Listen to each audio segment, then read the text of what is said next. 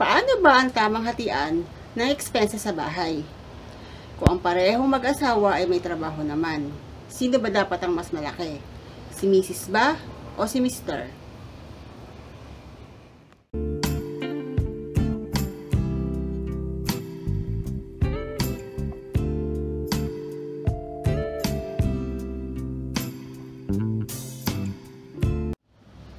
Hello guys! Welcome back again to my YouTube channel. So isang sulat na naman po ang nais kong ibahagi sa inyo guys.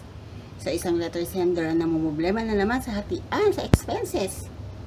So ano kaya yun talagang tunay na dahilan kung bakit nagpadala ito ng sulat si letter sender? Ano ba yung kanyang mga na-experience? Tama ba talaga ang hatian nila sa kanilang mga expenses? I'm a mother of one and a wife. Wala kami masyadong expenses sa school kasi sa public school naman nag-aaral ang anak ko. Ano kayang gagawin ko? Nag-compute kasi ako ng mga expenses sa bahay. Napansin ko lang, mas malaki ang binabayaran ko na bills kaysa sa binabayaran ng asawa ko. Halos doble ang amount.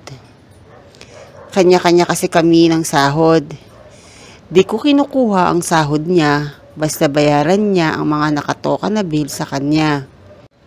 Pero napansin ko lang, lalo na ngayon, ang taas ang bilihin sa grocery. Kuryente, tumataas din. At ang mga binabayaran ng asawa ko, fixed naman, gaya ng sasakyan at iba pa.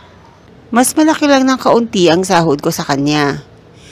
Pero na-promote naman siya at di nagbago ang mga nakatoka na bayarin sa kanya. Pinakita ko ang computation ko sa kanya na doble ang binabayaran ko compare sa kanya. Sabi ko, kumuha naman siya ng iba na nakatoka sa akin para kahit papaano may matira din sa sahod ko. Pero parang ayaw niya. At ang sabi niya, magastos pa ako sa lagay na to. Kaya ibig sabihin, kaya ko pa din daw bayaran yun.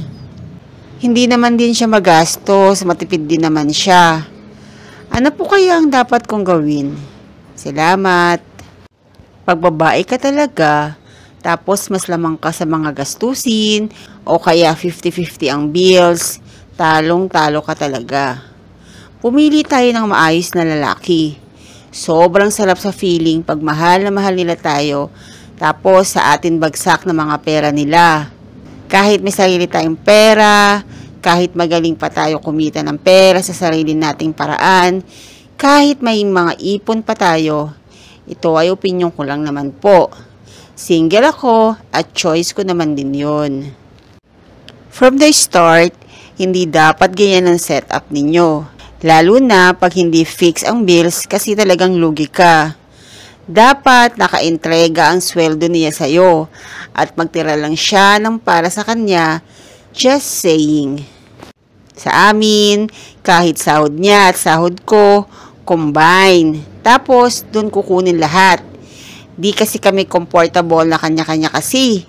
Para kaming housemates kung ganun. Walang malaki or maliit, basta combine agad namin. Ang swerte ko pala sa mister ko. Pera ko ay pera ko. Pera niya, pera ko din. Ang totoo, mister ko lahat ang nagbabayad ng bills, kaya hindi na ako nagpabigat sa kanya. Kung may gusto akong bilhin para sa sarili ko at gusto kong tumulong sa pamilya, hindi na ako nag-abala sa kanya kasi nakakahiya na. Sabihin mo na lang sa asawa mo na dagdagan niya ang pamamalengke mo at pang-grocery.